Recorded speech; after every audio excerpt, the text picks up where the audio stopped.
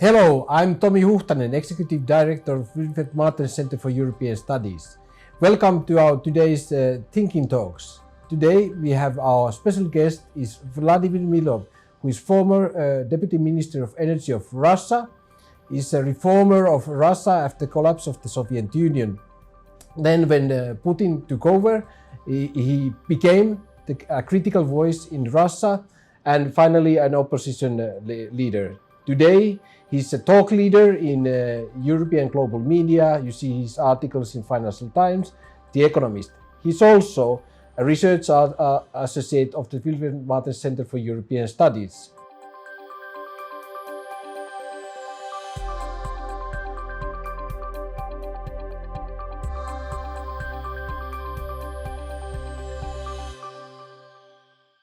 Welcome, Mr. Milov. Thank you so much. Thanks for having me. Vladimir, let's start from the discussion.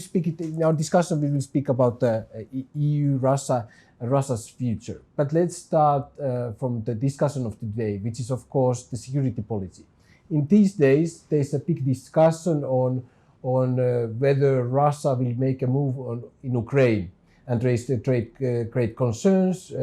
EU security officials are indicating that the Syria is more tense than ever before. Vladimir, what is this all about? I think it's just another episode of escalation for political, diplomatic purposes. I don't think Putin will invade or attack Ukraine militarily. However, we have to get prepared for the worst. And actually, this is one of the factors which will determine Putin's actions. So if he sees that there will be a serious response, he might not move in. But there are many factors. There is no clear military goal. There's 100,000 troops is insufficient for a significant military operation. Putin tries to avoid costs of military interventions. He does like it to be cost-free. So all these factors given, I don't think he will attack. But then again, deterrence also depends on preparedness for the worst scenarios. So we should not discount that possibility at all. Do you think that the West is overreacting now? No, I think it's good to be cautious, and it never hurts actually to get prepared for some dangerous scenarios, because we saw that happening already in 2014 with Putin's aggressions against Ukraine. Before that, in Georgia, there was insufficient preparedness, and there was a problem. Does this tie in the situation in Belarus, where you know that Lukashenko is pushing refugees, immigrants to the EU borders, and there's a lot of speculation on Russia's role in this. This Ukraine, the Belarusian situation, are they connected? I believe so, and I think there are clear signs that show that Putin is really behind Lukashenko's hybrid actions with attack with migrants on Europe. There are two factors which point at that. First is the scale of operation of recruitments of migrants across the Middle East. I mean, just look at the map of how many countries, regions were involved. Belarus all of a sudden arranged many flights and recruitment operations in many outposts. Now, alone, that's just a small country. Lukashenko, given all his difficulties, he would not have been capable to do this alone. There was clearly great assistance involved. And the second thing, when Lukashenko does something stupid, normally Russia's reaction is that, we have like a no comment policy, that's his sovereignty and so on. This time, the rhetoric invoking the conventions on migration, the experience of relations with Turkey in the past migration crisis in Europe, right? And I think it's a part of multiple angles of pressure on the West. The gas crisis and Gazprom's clear involvement in market price manipulation, migrant crisis on the border of Poland, Lithuania, and Latvia, plus this massing of troops at Ukrainian border. Putin is trying to push on multiple buttons with one specific purpose. I want to get back to the big negotiating table with Western leaders. I don't like isolation. I want to get out of it. Yes, so we have Ukraine, we have Belarus, but there's also a new demand. Russian administration, Putin, is signaling that he wants, concerning NATO, as you mentioned, he wants certain kind of guarantees. There's a talk that Russia is expecting a clear, even signed commitment that the NATO would not expand to the east. So is this something, is this his goal or just one element of this whole setting up the states? Well, I believe this concern with NATO enlargement has always been, first and foremost, a propaganda talking point. Yeah. Because at the end of the Cold War, at the late 80s, there was 250,000 American troops stationed in Europe. And since then, with NATO expansion, paradoxically, we achieved a very serious de-escalation and troop reduction in Europe. So as an actual security threat to Russia, NATO expansion has never presented a problem. Also, I think Ukraine, they pick up the issue of potential Ukrainian accession, but Ukraine is really quite far right now, even from the membership action plan. So there is nothing really to worry about, and I believe this is used as a talking point to justify the escalation of pressure against Ukraine. Vladimir, you are an economist. So how that ties, if you now look at the situation in Russia, the economy has been in bubbling already for many years.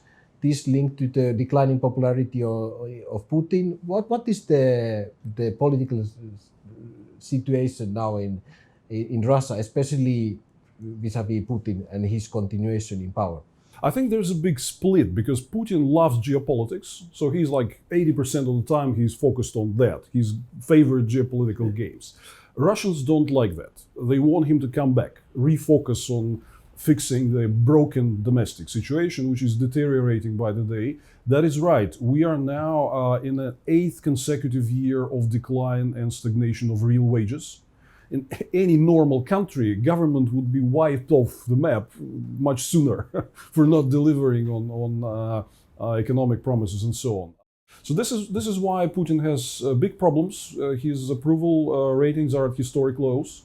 By any different metrics, across the board, any way you look, they're around 30%. So 60%, which you hear from the media headlines, is that when people are directly asked the question, do you support Vladimir Vladimirovich Putin, right? But when in opinion polls with an open question, name a leader whom you support, he gets like 29, 31, maybe. That's it. His party, according to independent estimates, won not higher than, again, 31, 33% at the September Duma elections. So he confronts a big problem on the road to 2024 when he wants to extend his presidential powers. This is actually why he's escalating domestic political repressions and he's acting more aggressively in international relations because he's really unhappy with his plunging popularity at home. He wants to reassert himself. When I speak with opposition leaders of Russia, I think on the other hand, there's some of them courageous people and working hard for better Russia, but they are quite negative about, to be blunt, about the continuation and if Putin will go away at some point. In fact, they think it's a matter of years, maybe related to his age. And then you have some or many who say that, things are changing, the dynamics are changing in Russia. And the real change in Russia is possible. So what's your take on that, or those two different views? I have to say that I'm optimistic in the longer term because this system is doomed. Putin is in power over 20 years. He tried multiple approaches, multiple agendas to actually make Russia lift off.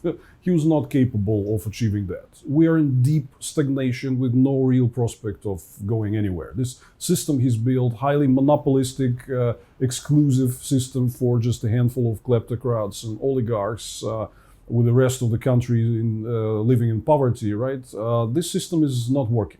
You mentioned the opposition leaders, and you have worked with two persons. I'm working with Boris Nemtsov, which is our common friend, and who was in fact killed, and Alexei Navalny, who is now prisoned.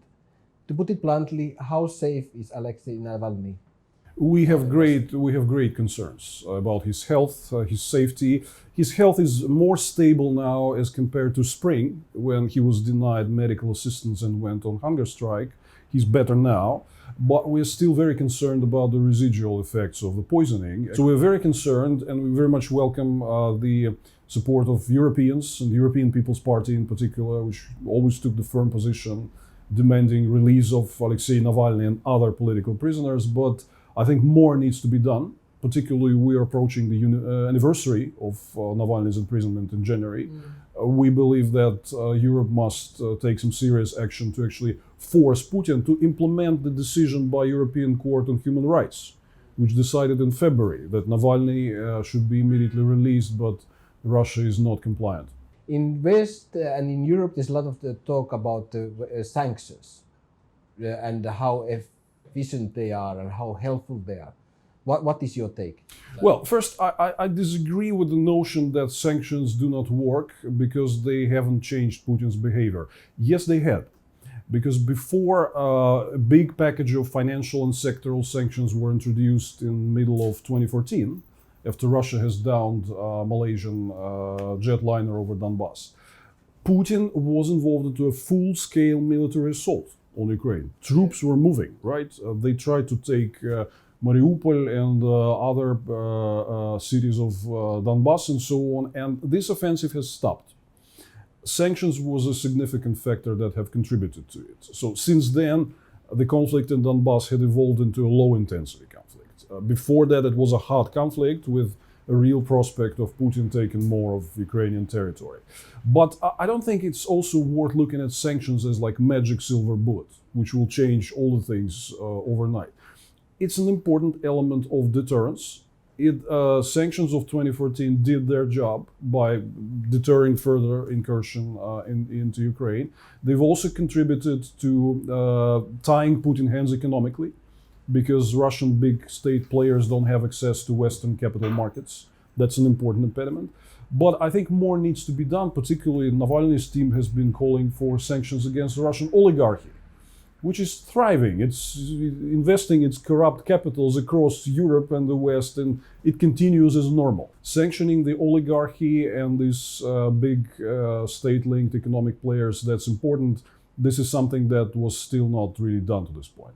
You mentioned, I will go to the last question, and I go there where you said that Putin is 80% focused on geopolitics. In fact, you made a very interesting paper, Ambitious Dashed Why Sino-Russian Economic Cooperation is Not Working, paper for the Martin Center. It's an extremely interesting paper which deals with the issue of Russia-China relations, which are definitely part of this geopolitical packet, but not so much discussed. So there was a moment where a lot of Russian communications went on underlining the nice relations Russia has with China, especially economically, how extraordinary those relations are. But what is your take? What is the reality? How that dynamics work? I was actually very happy to do this paper for the Martin Center, and when the rift broke out between Putin and the West in 2014, surrounding the Ukrainian aggression, Russian rhetoric was that, okay, forget Europe, forget the West, we turn to China and forge a solid partnership. So I had this idea 7 years afterwards to do a sort of reality check, direction by direction, project by project, what actually worked out and what didn't. So the bottom line, please read the paper for those who haven't, but the bottom line is like 80% of the ambitious agenda that was announced back in 2014 hasn't worked. This is because of several things. First, there's still insufficient economic gravity between Russia and China. Russia is geographically, market-wise, still part of Europe. You can't beat the nature. Second point is that despite a lot of common strategic interests between Moscow and Beijing, primarily in resisting the democratic West and maintaining the collective trade union of dictators, if you will, right? There's a lot of competition, underlying competition, and totally opposite interests in a lot of issues and so on. So in this paper, I try to show the complexity of the relations so that I see that many people in the West oversimplify. Thank you, Vladimir. Thank you so much of this interview. Thank you for being with us, and also mostly thank you for being the working for the democratic and I would say free Russia. You're a courageous man, and we will continue these talks in the future. Thank you so much, Vladimir. Thank you. And that was our exclusive interview with Mr. Vladimir Milov. Thank you for following us, and keep on coming with us in the future Thinking Talks.